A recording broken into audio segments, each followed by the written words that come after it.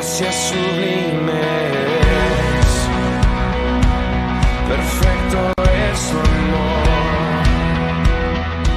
Te damos la bienvenida al culto dominical online de nuestra iglesia bíblica Gracia Sublime. Desde la ciudad de Chillán, te invitamos a adorar el nombre de Dios y escuchar su palabra por medio de nuestro pastor, Pablo Sepúlveda Concha. Déjanos tus saludos, comentarios y pedidos de oración. Bienvenido. Gracias sublimes, perfecto es tu amor. La ira de Dios propició, tomando mi lugar, tomando mi lugar.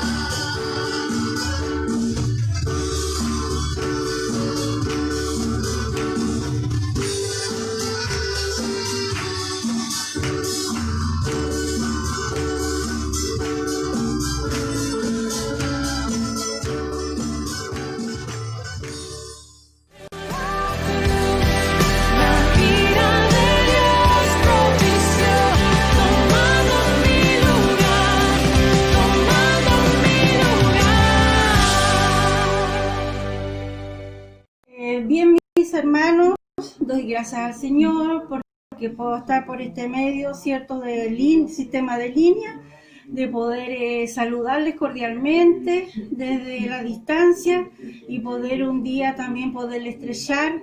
Saludo a mis siervos, su esposa, sus hijos, que el Señor les ayude, ¿cierto?, les dé la fuerza cada día, porque sé que saldrá victorioso de todo su problema de salud.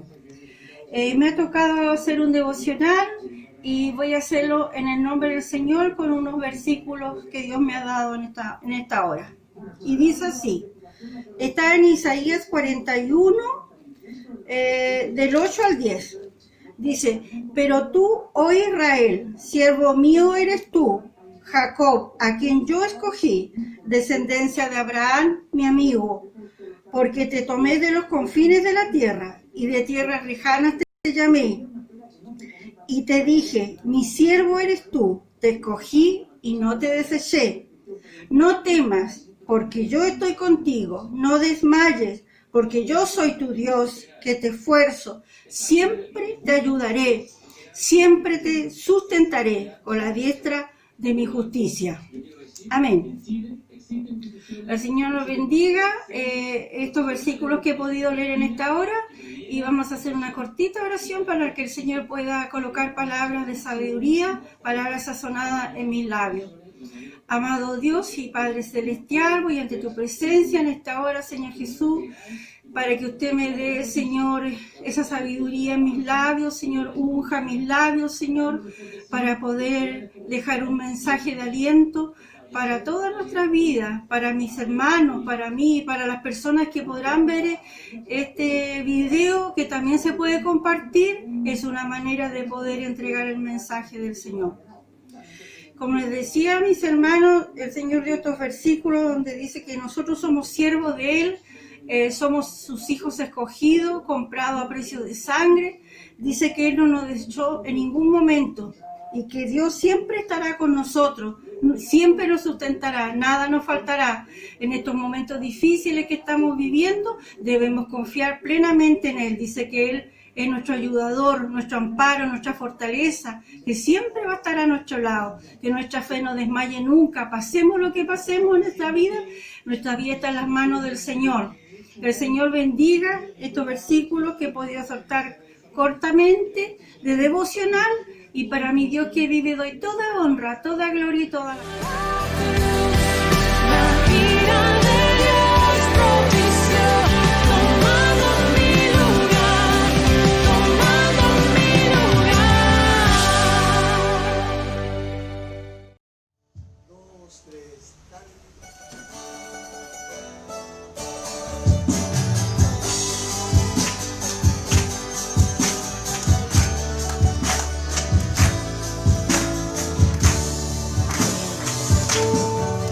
Cuando estás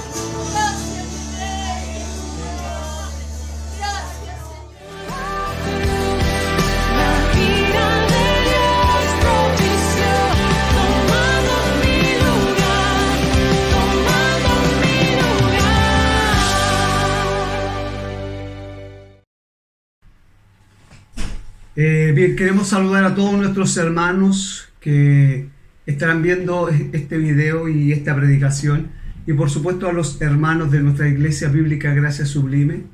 Un cariñoso saludo para ellos.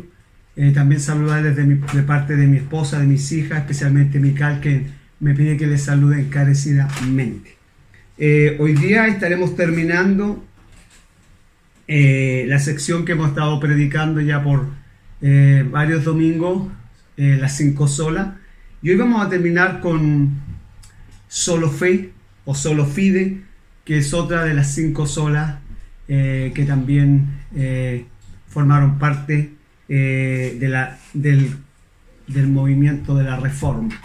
Así que quiero leer el pasaje que voy a estar ocupando en este día y quiero llevarlos a Romanos 1, capítulo 17, donde dice: porque en el Evangelio la justicia de Dios se revela por fe y para fe, y como está escrito, más el justo por la fe vivirá. Quiero invitarles por un momento a orar delante de la presencia del Señor. Padre, queremos agradecerle por este amor, el cual, Señor, usted ha demostrado por medio de su Hijo al enviarle a la cruz del Calvario. Gracias por amarnos desde antes, Señor, de que el mundo fuese formado. Como dice Jeremías, con amor eterno nos has amado, y por redimirnos, Señor, de nuestros pecados. Te doy gracias por esa obra gloriosa que hiciste por nosotros, por encontrarnos, Señor, estando perdidos en nuestros delitos y pecados. Permite, Señor, que esta palabra que hemos de compartir, esta sola, Señor, y esta sección de 5 sola que hemos estado compartiendo, Señor, y que formaron, Señor, lo que es el movimiento de la Reforma hace más de 500 años, pueda bendecir la vida de mis hermanos. Oro por eso en esta hora, y oro para que tu gracia esté sobre mi vida, para poder también hablar de esta palabra en el nombre de Jesús. Amén. Bien, quiero hablar de solo fe en este día, y decir primeramente que, bueno, al igual que solo escritura, solo fe también formó parte del corazón del movimiento de la Reforma. Solo fe es una doctrina fácil de ver porque En realidad hay multitudes de pasajes en la Escritura que nos hablan que la salvación es solo por fe. De hecho, hay un pasaje el cual quiero citar, que es Efesios 2, 8, 9, donde dice que por gracia sois salvos por medio de la fe, y donde dice que esto no es de vosotros, pues es don de Dios, y dice que no es por obra para que nadie se gloríe. O sea, es solo por medio de la fe. Para Martín Lutero, uno de los primeros reformadores, la enseñanza de la justicia o de la justificación por la fe, él decía que este principio era sobre el cual la iglesia se levanta o se cae. Si la doctrina de la justificación por la fe se pierde, en realidad se pierde toda la doctrina. Eso es muy importante de decirlo. Dijimos que esta doctrina representa el corazón de la fe cristiana. Para Lutero y para Calvino y los demás reformadores, y también para nosotros, esta doctrina determina cómo el ser humano ya sea es salvo o es condenado, que es muy importante entenderlo. Para entender mejor la doctrina de la fe, vamos a ver de ahí algunos detalles de la vida de Martín Lutero, pero es importante decir que solo fe es es la columna vertebral, podríamos decir, de la fe cristiana, y es una de las doctrinas de la cual la Iglesia católica, que la hemos mencionado y también la mencionamos al principio en Solo Escritura, esta es una enseñanza que la Iglesia Católica no cree, ¿ya? Bueno, hasta el día de hoy ellos entienden y enseñan que la salvación se obtiene por un sinergismo. ¿Qué es un sinergismo? Es el resultado de dos o más cosas. O sea, ellos creían, como lo expliqué en otro sermón, la gracia de Dios, la fe puesta en Dios, más las obras que el hombre realiza. Entonces, ahí está la palabra sinergismo, de dos o más cosas. Eso es lo que la Iglesia Católica cree en el día de hoy. De hecho, tristemente lo digo, hay muchas iglesias evangélicas que esta es su creencia. O sea, creen en Dios, creen que es solo por gracia, creen que es solo por fe, pero también creen que es por las obras del hombre o por lo que el hombre puede hacer mientras esté sobre esta tierra. Es triste decirlo. Ahora, esta doctrina, solo fe es la que da inicio al movimiento de la Reforma. Mire, es curioso porque Lutero, quien defendió esta doctrina con su vida o con su propia vida, él no comenzó creyendo, o sea, él no comenzó su vida cristiana. Cuando digo su vida cristiana, él no comenzó su vida cristiana creyendo de la misma manera. Pero al final él termina poniendo su vida, y son las palabras que leí en Solo Escritura. O sea, cuando él dice que él no haría nada que la Escritura no le dijera o que no estuviera explícito en las Escrituras. Esas son sus palabras, que lo dije al comienzo. Entonces, esta doctrina que no creía, cuando él comienza su vida cristiana, él estuvo dispuesto a dar su vida al final estuvo dispuesto a dar su vida por esta enseñanza. ¿Por qué? Porque lo dije, era la columna vertebral de lo que era la Reforma, formaba parte del corazón de este movimiento, era la columna vertebral, era, como lo dije, donde la iglesia de Dios se levanta o se cae. Si la iglesia cristiana no creyera en esta doctrina que es la justificación por la fe, entonces se desmorona toda la enseñanza cristiana. Por eso es importante que nosotros como pueblo de Dios podamos analizar nuestra vida, podamos analizar en qué creemos para verdaderamente entrar al cielo. La verdad que, como dije, la vida de Martín Lutero o en su vida él vivió atormentado por sus pecados. Él tenía miedo, él tenía temor, pensando en la posible condenación. O sea, él no podía dormir tranquilo pensando en la justicia perfecta de Dios, la cual de ninguna manera él podía llenar o satisfacer. O sea, Martín Lutero, su vida fue una vida que él vivió atormentada. Y es lo que le sucede un día cuando él va de regreso a su hogar, y es lo que cuenta la historia de Martín Lutero. Él es atrapado por una tormenta donde un rayo que cae cerca de él lo hace caer de su caballo. Y yo quiero explicar esto. Antiguamente la gente creía que cuando llovía y caían estos rayos era la ira de Dios que estaba sobre ellos. Y es en esa ocasión cuando Martín Lutero, al ver caer este rayo cerca de él, en realidad, y hacerlo caer de su caballo, es cuando él clama y él dice que se haría un monje en medio de esa tormenta, en medio de ese miedo que le embargó. Entonces él exclama, y es lo que dice la historia: Santa Ana, ayúdame. Y él dice: me haré un monje. Y 2 o 3 días después, él entra al monasterio de los agustinos. Eso es lo que pasa un poco con la vida de Martín Lutero. Y una vez ahí dentro, ya retirado de lo que era el mundo y las tentaciones, ahora Lutero llega a pensar, porque como lo dije, Lutero vivía pensando en la condenación de su alma, vivía pensando en que Dios estaba airado con el pecado, y de hecho él no encontraba paz para su alma. Ahora, cuando él vive esa experiencia de ese rayo, es lo que lo lleva a tomar la decisión de entrar al monasterio. Ahora, aunque quiero decir, Lutero vivía una vida monástica bastante santa a los ojos de los hombres, porque verdaderamente él supo castigar su cuerpo casi desnudo, haciendo largos ayunos, castigando su cuerpo en el frío invierno, como lo dije, casi desnudo. Pero nada de eso lo hizo encontrar la paz que él, aleluya, necesitaba para su alma. Supo castigar su cuerpo. Se dice en los libros que él se confesaba 2 o 3 horas y luego volvía al sacerdote para seguir confesando sus pecados.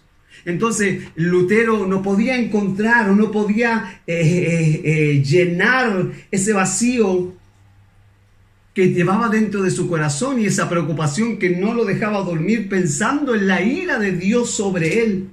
Ahora, ya estando retirado del mundo, y esto quiero enfatizarlo muy, muy fuertemente, estando retirado del mundo y de las tentaciones, habiendo entrado al monasterio, recuerde que al caer ese rayo sobre él ya llevaba antes una vida la cual era atormentado, no encontrando la paz, ni encontrando el poder satisfacer a Dios en realidad mediante su vida. Bueno, él decide entrar al monasterio, a ver si allí, a través de ser un monje, él podría encontrar esa paz. Pero, como lo dije, siendo un monje muy santo, podríamos decirlo así, una vida santa ante los ojos de los hombres, Martín Lutero se da cuenta de algo, que estando apartado del mundo y de las tentaciones, Martín Lutero llega a entender que el peor enemigo del hombre no estaba afuera, que el peor enemigo del hombre era el corazón del hombre, estaba dentro de nosotros mismos. Es por eso que él, alejado del mundo y de las tentaciones, él seguía atormentado. Después de confesarse una y otra vez, él veía que su pecado seguía ahí. Él entendió que su pecado no radicaba fuera del monasterio, sino que él entendió que su pecado radicaba en su corazón. Y eso es lo que muchos cristianos no han entendido. Muchos creyentes no logran comprender que el problema del hombre no radica fuera del hombre, sino que radica en el corazón del hombre. El problema del hombre es el corazón del hombre.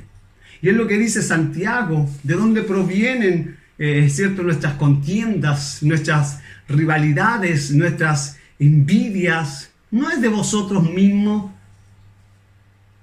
Entonces, Martín Lutero llegó a entender eso, que su problema estaba dentro de su corazón. Y eso es importante que nosotros lo entendamos. La lucha del creyente, la lucha del cristiano, aunque muchos hoy siguen peleando con Satanás y aludiendo a él muchas de las enfermedades que el cristiano vive, tenemos que entender que no todas las enfermedades son demonios y que la lucha que nosotros tenemos no es con Satanás, porque no podríamos luchar con él. Cristo lo venció en la cruz del Calvario. Ciertamente tenemos una lucha con el mundo, pero nuestra mayor lucha que el hombre enfrenta es su propio corazón. Es ahí dentro, esa es la batalla que nosotros damos a diario, es con nuestro corazón. De ahí proviene el mal. Sobre toda cosa guardada, guarda tu corazón, porque el corazón del hombre es engañoso más que todas las cosas. Así que ya no culpemos a Satanás por nuestro pecado, no culpemos a alguien por nuestro pecado, sino miremos dentro de nuestro corazón. Y eso es lo que Martín Lutero. Ahora, en el año 1510, Lutero es escogido por la orden sacerdotal para viajar a Roma por algunos asuntos eclesiásticos. Ahora, para Martín Lutero, él siempre había pensado que Roma sería como la Jerusalén celestial. Eso es lo que había pensado aquí en la tierra. Pero cuando él viaja a Roma, se da cuenta de la corrupción que hay en el clero. Y al regresar de ese viaje tan decepcionado, porque en verdad decepcionó a Lutero al ver la corrupción que había allí, Lutero comienza a escribir o a enseñar acerca del libro de Romanos, Gálatas y Hebreos, desde 1515 al 1518. Ahora, años antes él había estado enseñando sobre el libro de los Salmos, 1513, 1515. Ahora, 2 años o 3 años antes, lo que más atormentaba a Lutero era que, a pesar de ser un monje impecable, como lo decía, que no encontraba paz para su alma, lo cual lo llevaba a confesarse constantemente, Lutero dice que este periodo de su vida fue un periodo de gran desesperación. Y él dijo haber perdido contacto con el Cristo Salvador y el Consolador de su vida, que él se había convertido en el carcelero y el torturador de su alma. Y esto llegó llegó a atormentarlo tanto que cuando alguien le preguntó si él amaba a Dios, él dice: amar a Dios, verdaderamente yo a veces lo odio. Martín Lutero llegó a sentir lo que para muchos hoy, o que lo que muchos no logramos entender o no hemos logrado sentir en nuestra vida. Hasta que finalmente, estudiando el libro de Romanos, como dije, Lutero entendió esta frase que nosotros hemos compartido, este texto, Romanos 1:17, que el justo por la fe vivirá. El justo por la fe vivirá. Y en 1516, cuando él enseñaba este libro de Romanos, Lutero llega a comprender la esencia de lo que es el Evangelio, el mensaje de la buena nueva. Lutero llegó a comprender lo que el Señor ya había revelado, lo que Dios ya había revelado en el Antiguo Testamento. Habacuc 2:4, el justo por la fe vivirá.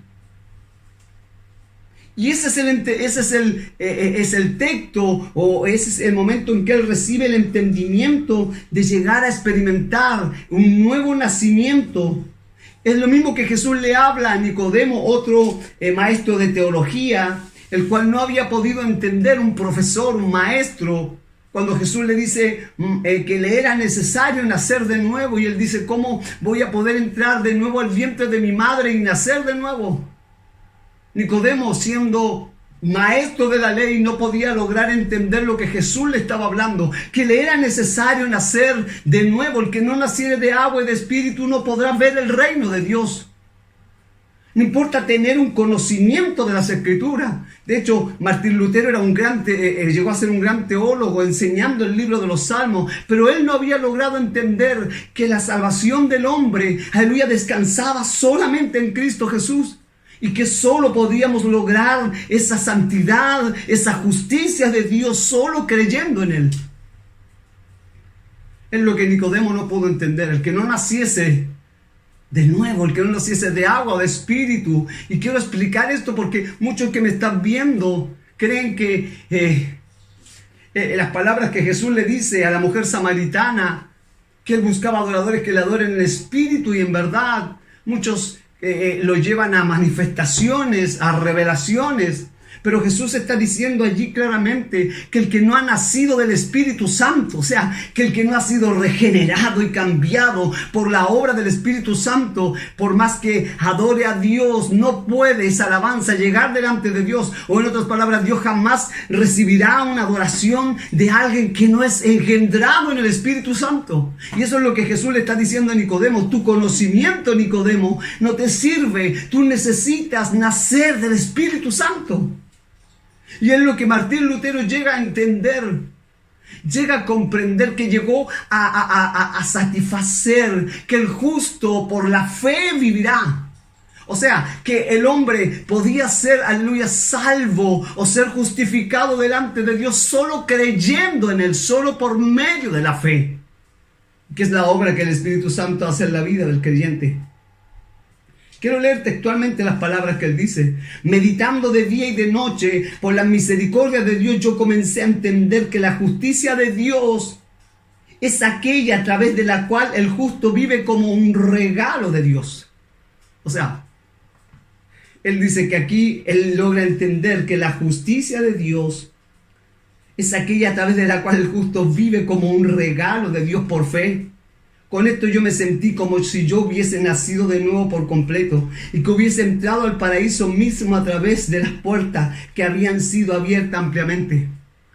Nadie vino a revelárselo, nadie vino a predicárselo, no vino un hombre, fue la Escritura la que le reveló que él podía ser justificado o ser hallado santo delante de Dios solo creyendo por medio de la fe. O sea que la justicia y la ira de Dios que estaba sobre él, solo creyendo en Cristo Jesús, en su obra, que luego lo explico al final, que tampoco es una simple confesión.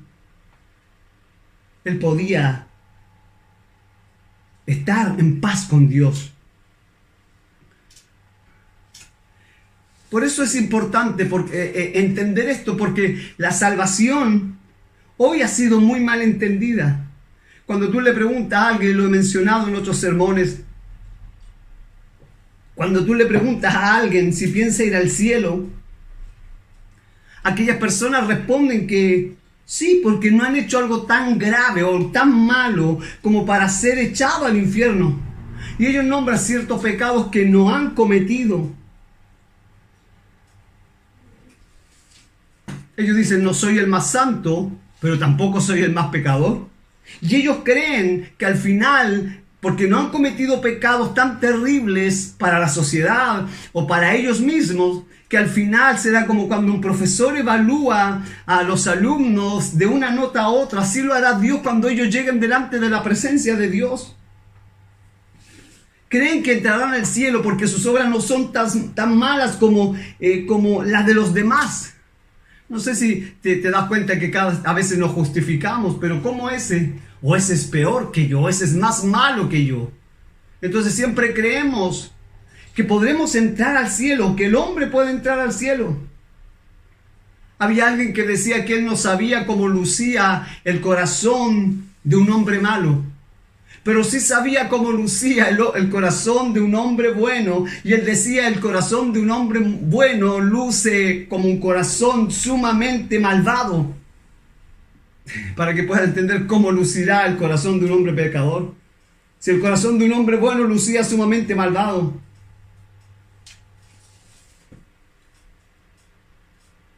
O sea, en otras palabras, yo no puedo entrar al cielo contando con mis propias obras. Porque como lo he explicado en otros sermones de estas 5 solas, no podemos ir delante de Dios con nuestras obras que están todas teñidas por el pecado. Lamentablemente hoy creemos que nuestra salvación descansa en nuestras obras. ¿Por qué? Porque no vemos lo malvado de nuestro corazón. No vemos el interior de nuestro corazón.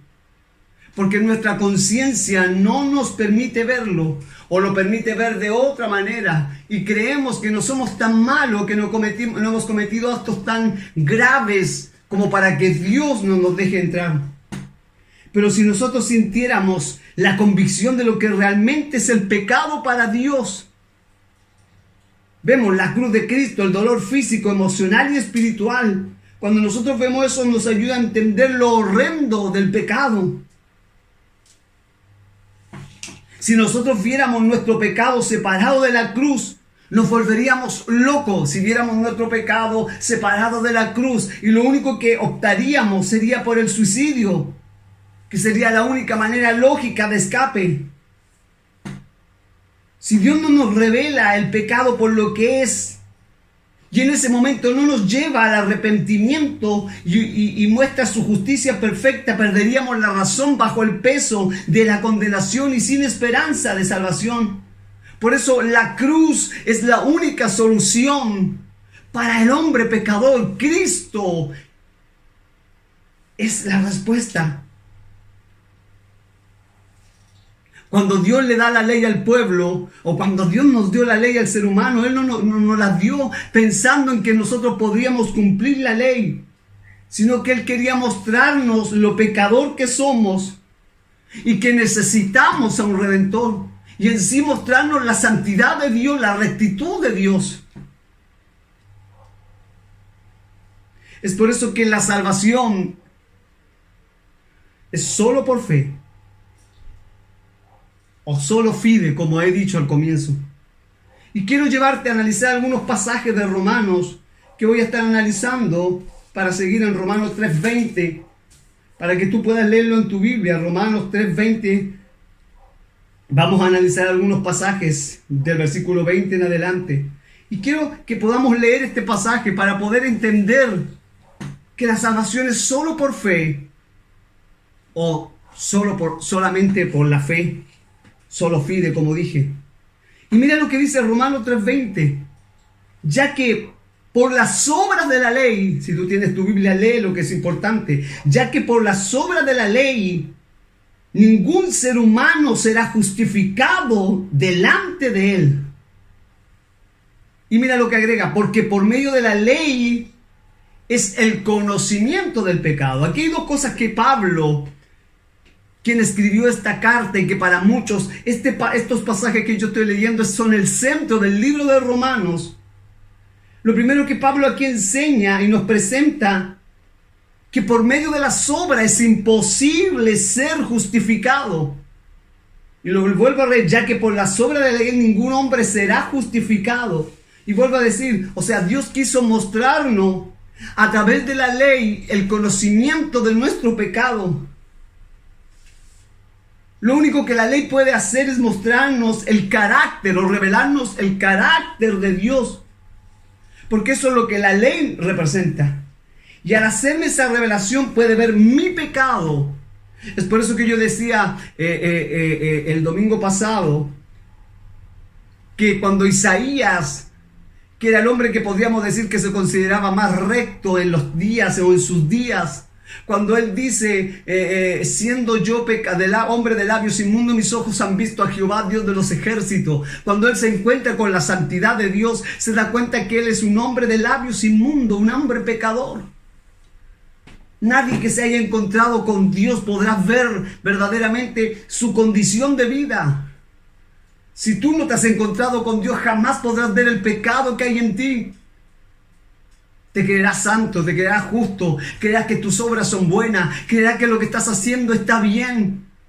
Pero cuando tú te encuentras con Dios, es como siempre lo explico, cuando yo veo un color blanco lejos, lo encuentro muy blanco, pero a medida que me acerco a Él, comienzo a ver que hay muchas manchas que están allí, que no logro ver de lejos. Así es cuando yo me acerco a Dios. Yo me acerco a Dios y logro ver mi pecado, logro ver mi maldad. Y eso es lo que dice este pasaje, que nadie puede ser salvo por las obras de la ley, lo dice Romanos 3:20, sino que por medio de la ley es el conocimiento del pecado. O sea, cuando yo me acerqué, pude ver por medio de la ley, como dije, me reveló el carácter de Dios y me mostró el contraste que hay entre Dios y el hombre. Lo que soy y lo que hago, que Dios es santo, que Dios es justo y que yo soy pecador. Ahora, el versículo 21, Pablo sigue leyendo y es importante porque Pablo dice, pero ahora, aparte de la ley, la justicia de Dios ha sido manifestada. Y aquí hay una palabra en el versículo 21 que estoy leyendo de Romanos 3:20. Pablo dice, pero ahora. Y esa palabra, pero ahora, Pablo está explicando allí que Cristo, antes de venir a cada uno de nosotros o revelársenos a nosotros por la misericordia de Dios, nosotros teníamos la ira de Dios que pesaba sobre cada uno de nosotros. Y lo dice Juan 3:36. El que cree en el Hijo tiene vida eterna.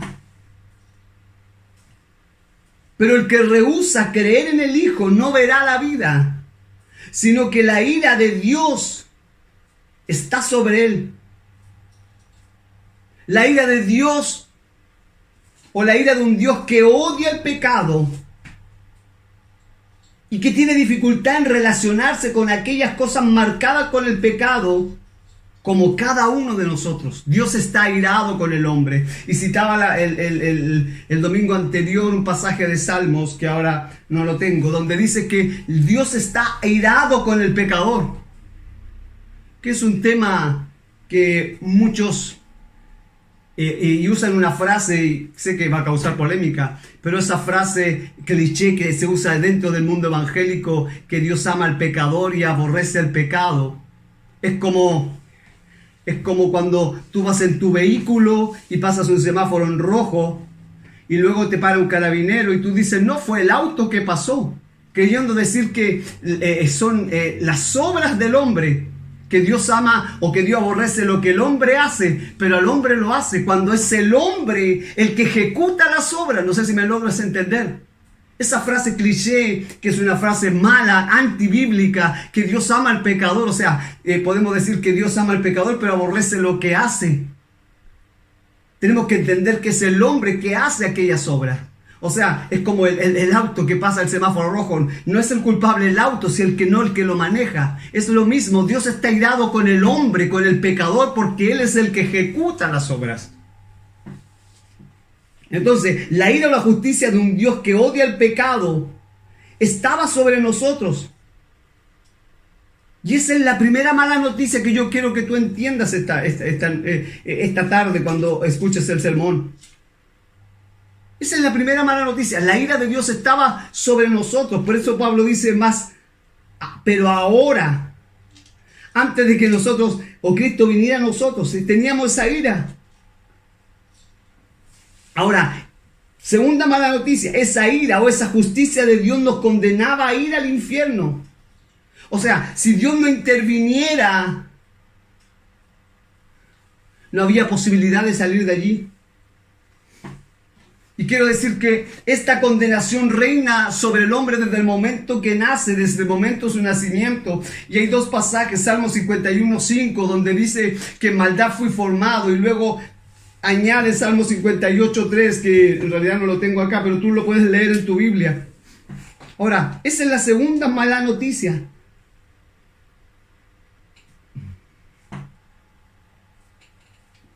Ahora, para Lutero, esa idea de permanecer bajo condenación lo atemorizaba grandemente, porque él sabía que era imposible vivir una vida a la perfección. O vivir una vida perfecta. Sabía que esa vida no le permitiría entrar a la presencia de Dios. Por eso, finalmente Lutero entiende que la única manera de tener un carácter perfecto o moral para entrar a la presencia de Dios era por medio de la obra de santificación que Cristo hace en el hombre. Solamente esa obra que viene de parte de Dios, o sea, recibiendo la rectitud moral que proviene de Cristo, que Él la otorga solo por la fe puesta en Cristo. Solo yo al creer en Él puedo obtener esa santidad, esa rectitud moral y ser presentado delante del Padre justo. Y lo voy a explicar al final, que ya estoy por llegar, que no es solamente pasar a un altar y decir soy salvo. Hay algunos puntos que debemos entender y que lo explico al final. Es por eso que Pablo decía, pero ahora, Aparte de la ley, la justicia, la rectitud moral de Dios ha sido manifestada, atestiguada por la ley y los profetas. Y luego añade en el versículo 22, la justicia de Dios por medio de la fe en Jesucristo para todos los que creen en Él, porque no hay diferencia.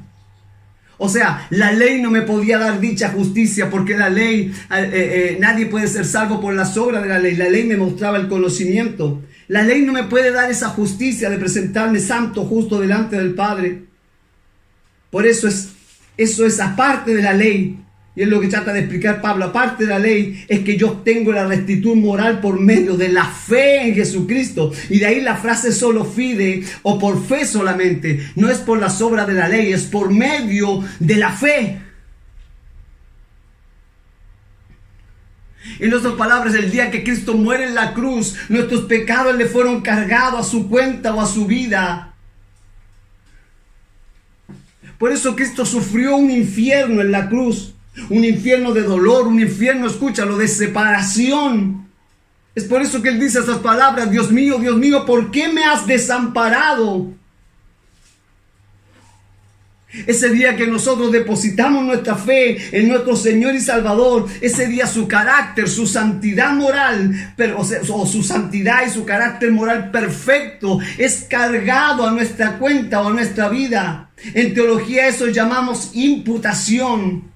La palabra imputación viene del latín imputaré, que significa cargar a la cuenta de otro. Y eso es lo que Cristo hizo. Él cargó mi pecado, cargó mi culpa y la llevó allí a la cruz del Calvario. Y soportó la separación de su Padre, y todo lo hizo por amor a nosotros. Y hoy solo por la fe, solo creyendo en Cristo por medio de la gracia que hemos recibido como un don de Dios, podemos entrar a la presencia de Dios. Es por eso que, avanzando, por eso que cuando Abraham creyó, en Génesis 15:6, dice que Abraham creyó y le fue contado por justicia. La palabra justicia aquí hace alusión al carácter moral de Dios. Entonces lo que aquí Génesis está diciendo 15:6 es que Abraham creyó y le fue contado por el carácter moral. En otras palabras, la razón de la salvación de Abraham no fueron sus obras, y en lo más mínimo, sino su gran fe. O sea, en otras palabras, la fe que él deposita en Dios. Y esa fe lo hace que se considerara como si fuera justo, aunque él no lo era. No fueron sus obras, no fue su perfección, fue su fe en creer en Cristo o en creer en Dios, que es lo más correcto.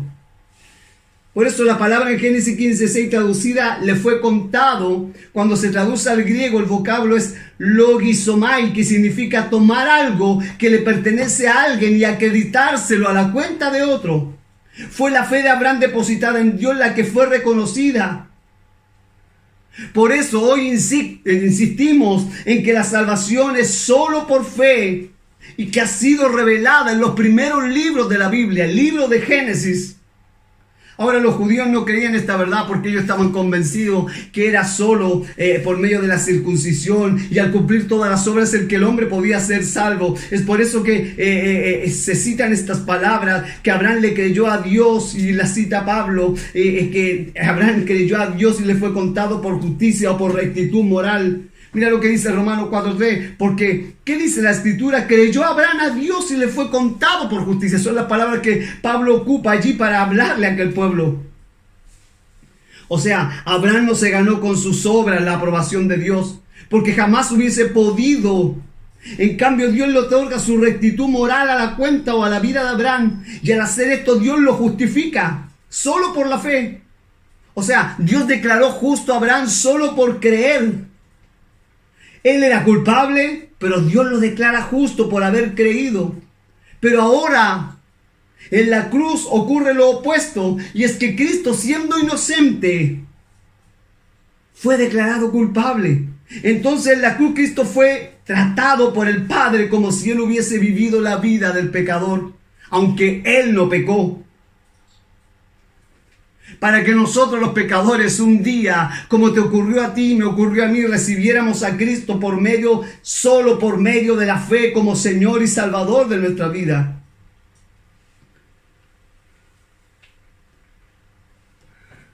En eso consiste la imputación de nuestro pecado a Cristo y de su santidad a la persona del pecador. Ahora, cuando yo recibo su santidad, estoy siendo justificado. Dios Padre me declara justo sin serlo por medio de la muerte de Cristo. Quiero terminar con el versículo 24. Ahora, siendo justificados gratuitamente, Romanos 3:24, por su gracia, por medio de la redención que es en Cristo Jesús, somos justificados por gracia. Pero el instrumento de justificación es la fe puesta en Él. Ese es el medio de justificación. Siendo justificado gratuitamente por su gracia, la salvación es un regalo. Por medio de la redención, de la obra de Cristo, somos justificados por gracia. Pero aquí el instrumento es la fe. Solo por la fe.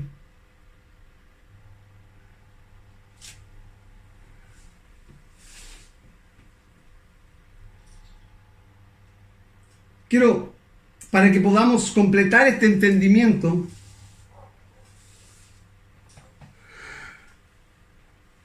y quiero decirte que no es que después de un sermón para que tú puedas entender, porque alguien puede decir, o sea, yo solo creo y listo, y soy salvo.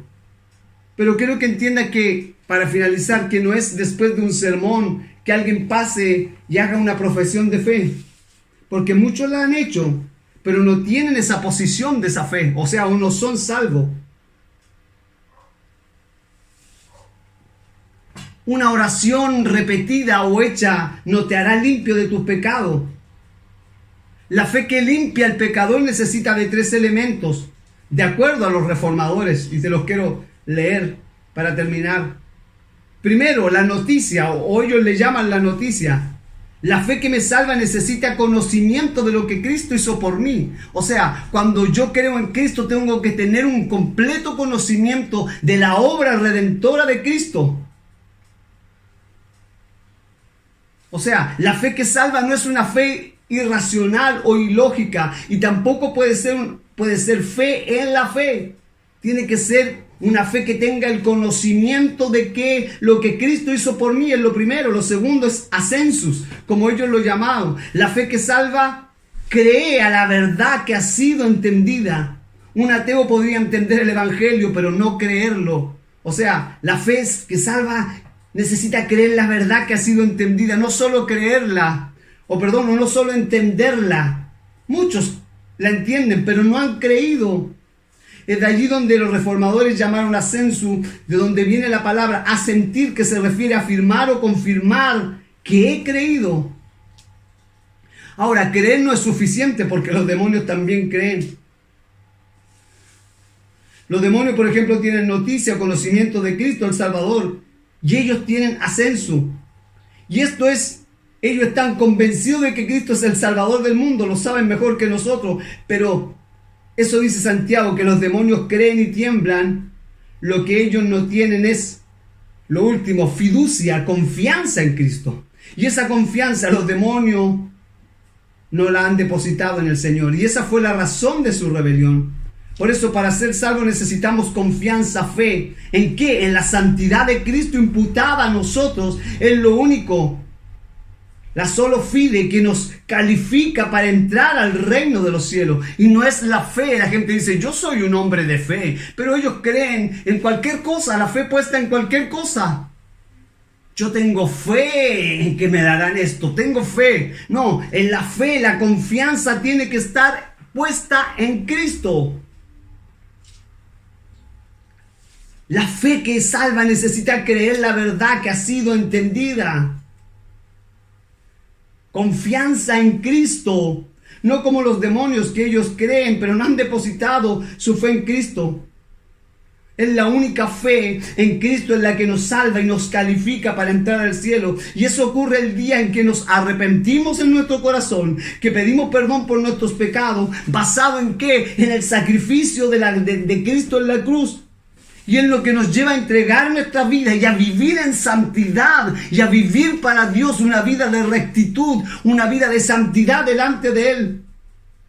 Por último, todo lo anterior explicado está resumido en Efesios 2, 8, 9, donde señala que la salvación es por gracia, es por medio de la fe, No es por voluntad nuestra, es un don de Dios. Y escúchalo bien, no es por obra.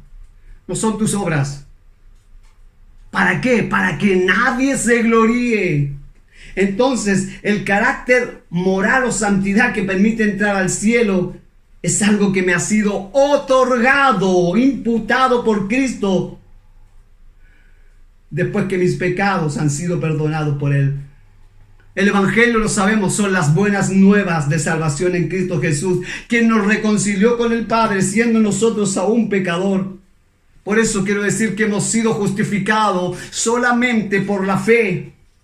Ahora, poseer esa fe es una obra de gracia de parte de Dios. Poseer esa fe es una obra de gracia recibida de parte de Dios. Entiéndelo, por favor.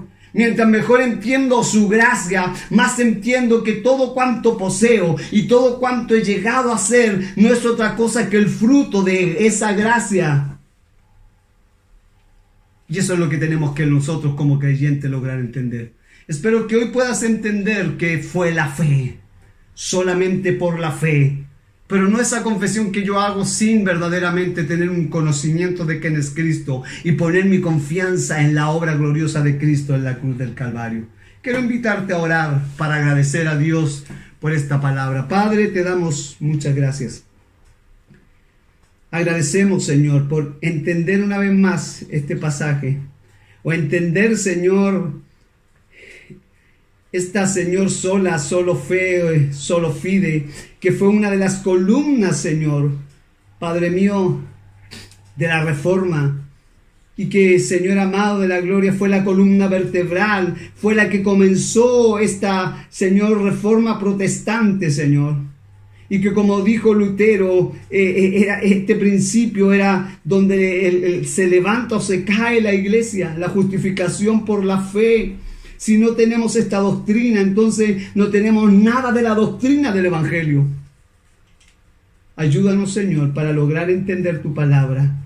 Y la que hemos compartido hoy permite que llegue a muchas personas que necesitan tu palabra y que necesitan oír esta verdad para poder, Señor, descansar en ti, en tu gracia y en tu amor, Señor, y entender que no son sus obras. Porque cuántos creyentes luchan a diario, Señor, para tratar de hacer algo bueno o agradarte, no entendiendo que el verdadero creyente, Señor, hará obras, pero no para ser salvo, sino porque ya lo es. Padre, te agradezco, Señor. Pido que tu bendición sea sobre cada hermano y hermana, o amigo y amiga que verá, Señor, esta predicación. En el nombre de Jesús. Amén. La ira de Dios propició, tomando mi lugar, tomando mi lugar.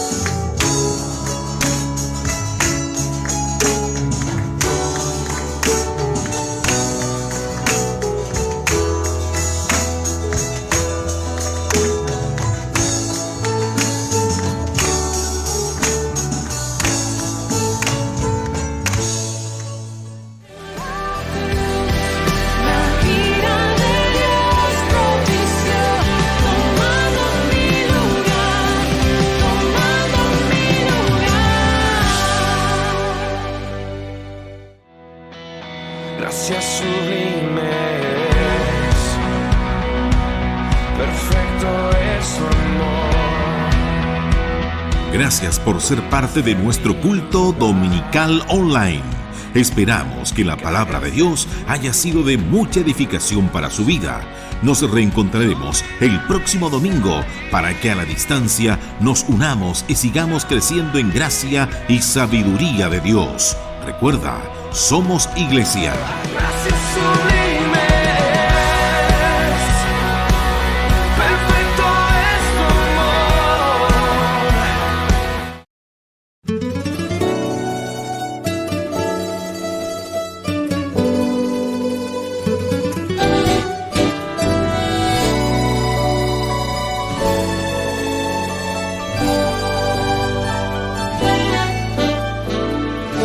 No me alcanzará la vida para agradecerte, Señor, por darme la vida nuevamente, mi Dios. No me alcanzará la vida. No me alcanzará la vida para ensalzar tu poder. En tinieblas y angustias yo andaba, fui rescatado por él. No me alcanzará la vida. Me faltarán los días, me faltarán los años, me faltará la vida para agradecer.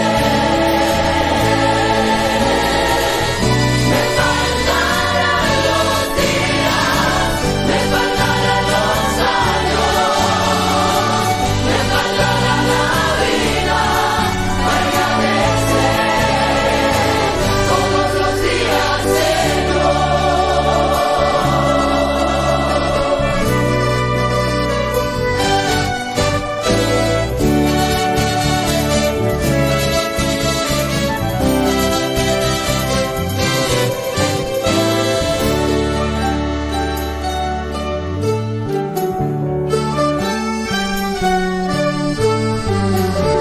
No me alcanzará la vida para agradecer tu perdón, por tus promesas eternas, por tu infinito amor.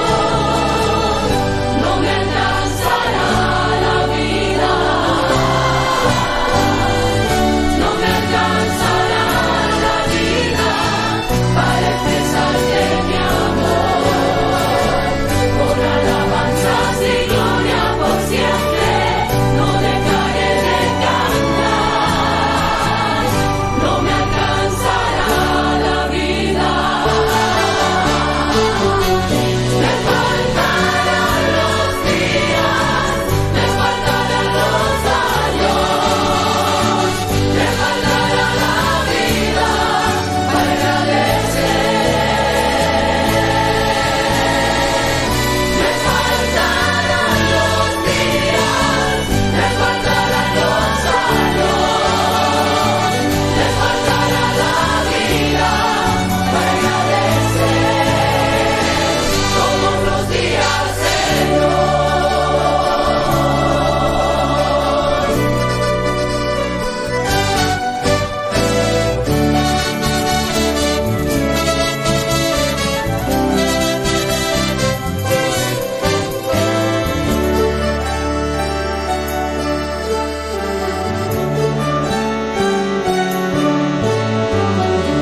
Me faltarán los días, me faltarán los años, me faltará la vida para agradecer.